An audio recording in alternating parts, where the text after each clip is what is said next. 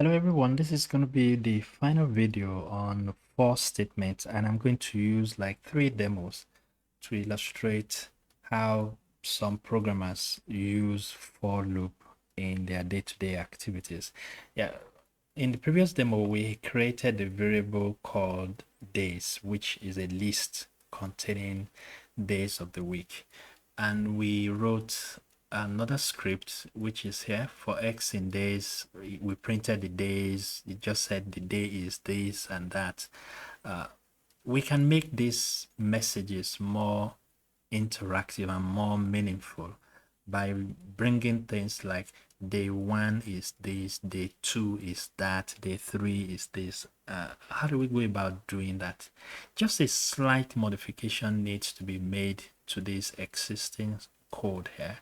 I can make a copy of that quickly. I'll create a new cell. I'll dump it in here and make some basic adjustment. So the first thing is for me to know the position of these days in the list object here, or the list variable, which is days. So I can say the position as POS, and then the item itself will be any of the items in that variable days. But instead of just saying in days, I will introduce a new word called enumerate. So it's analyzing that list, and then it can pick all of the items there based on their positions. And I've created that variable POS to denote the position of every specific item in that list variable called this. So the message here will now look different from what we had before.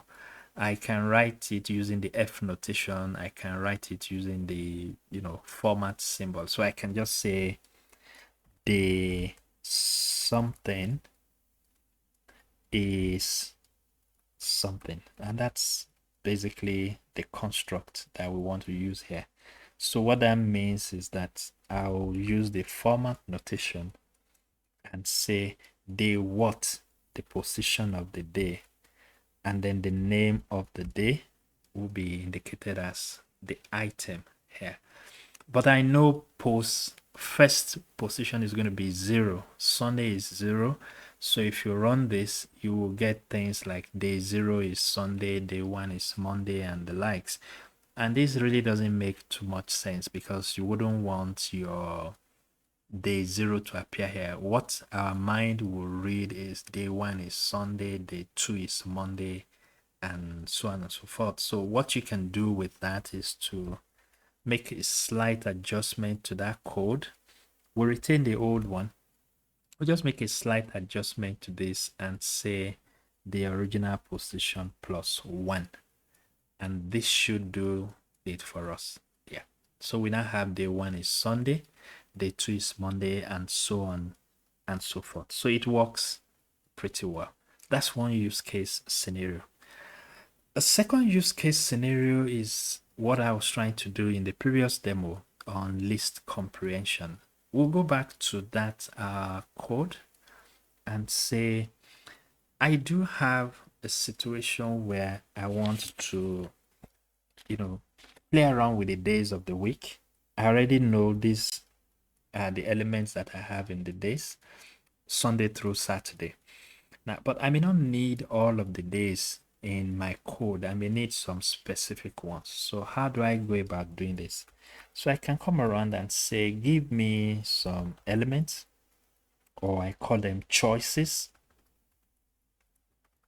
I can say, make some choices for me, but it will be in form of a list comprehension. So I'll say, make it such that I need X in this. If you do this and just run your choices, it will give you all the elements in the days, because you've not done anything special. You've only written a very brilliant statement on a single line, which is returning all the days of the week. I'm saying, okay, give me all the days in the week. That's just what is here. But I may want something much more than that. So it's possible for me to start putting conditions here, more like the way database people write, select these from a table where certain conditions are true.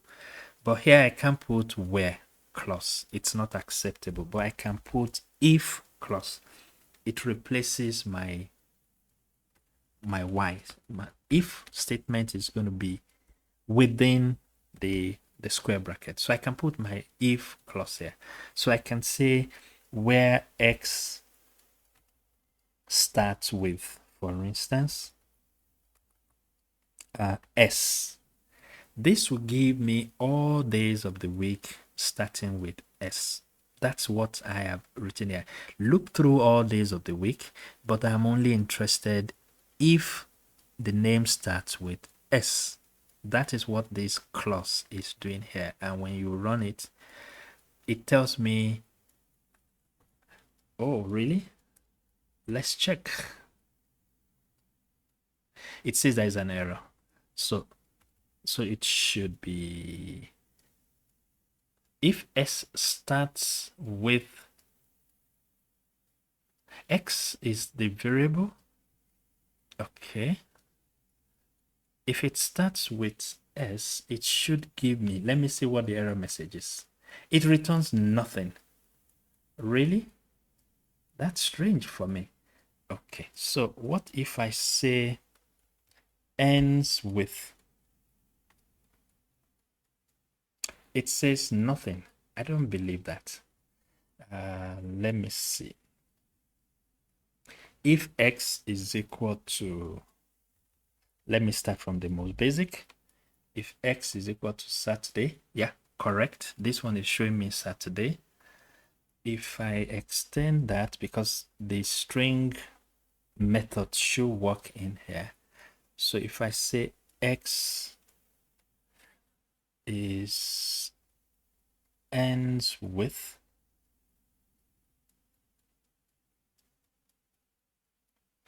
and I am ending it with t. Oh, I think I saw what happened. If I say ends with n, it should give me some, nothing ends with n, but there is. I have Sunday here, I have Monday here. So why is it returning this for me if this is correct? Okay, so let's see.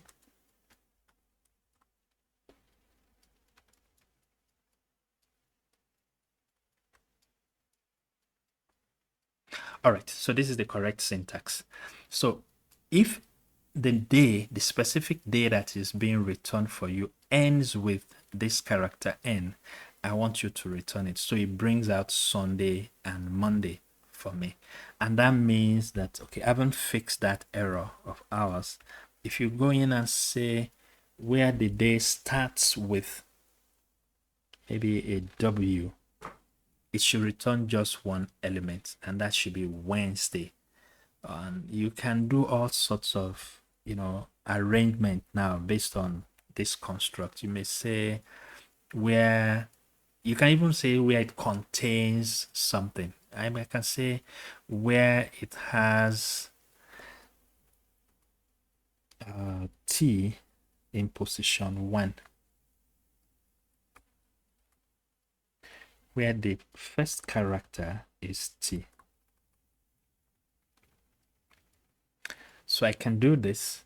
What I've done here is to say, okay, check the days, the first character there, if it is t, then bring it out for me. That should return just Tuesday and Thursday, because those are the 2 days that have their first letter being character t.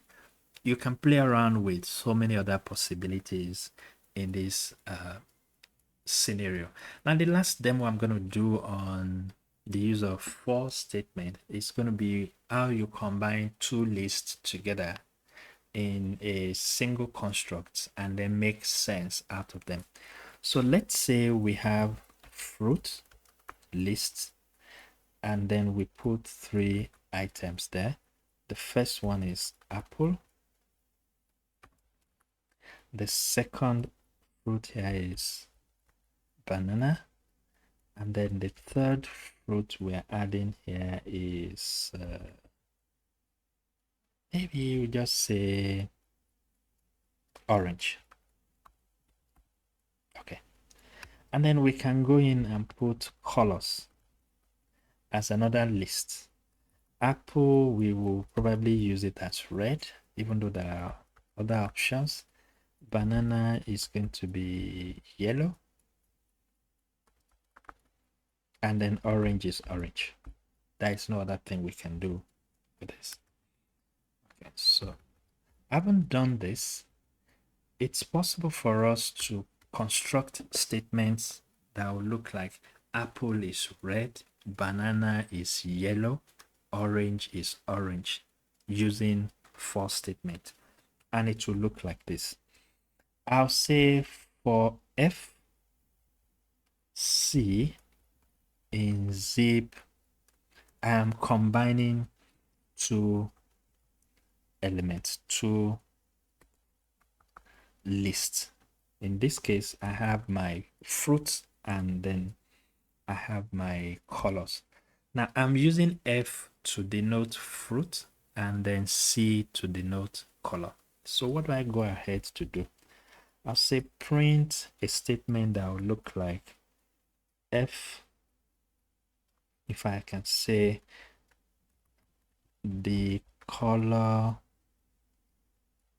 of this is that, and then we will format it and put the right variables. The color of what, that would be the fruit, then it should be C.